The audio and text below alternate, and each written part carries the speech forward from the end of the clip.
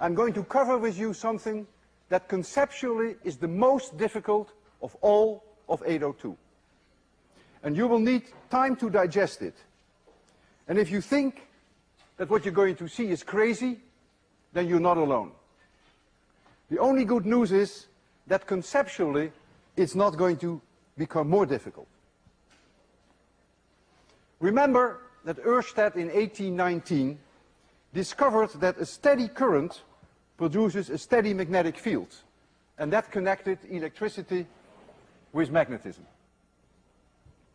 A little later, Faraday therefore suggested that maybe a steady magnetic field produces a steady current. And he did many experiments to show that. It turned out not to be so. And one way he tried that is as followed. He had here a battery with a switch, and here he had a solenoid.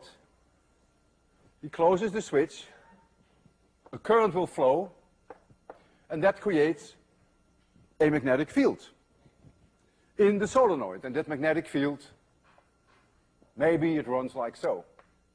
Depends on the direction of the current. And so now he put around this solenoid a loop. Let's call this loop number 2. That was around the solenoid. And let's call this loop number 1, of which the solenoid is part. Whenever there was a current in number 1, he never managed to see a current in number 2. If there is a current going in number 1, there is a magnetic field. And that magnetic field is seen, of course, by the conductor number 2, by that loop. Never any current. And so he concluded that a steady magnetic field, as produced by the solenoid, circuit 1, does not produce a steady current in number 2. But then one day, he noticed that as he closed the switch, he saw a current in number 2. And when he opened the switch, again he saw a current in number 2. And therefore he now concluded that a changing magnetic field is causing a current. Not a steady magnetic field, but a changing magnetic field.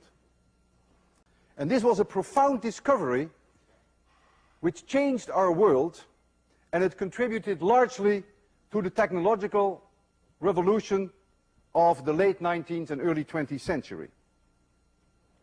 A current, therefore an electric field, can be produced by a changing magnetic field.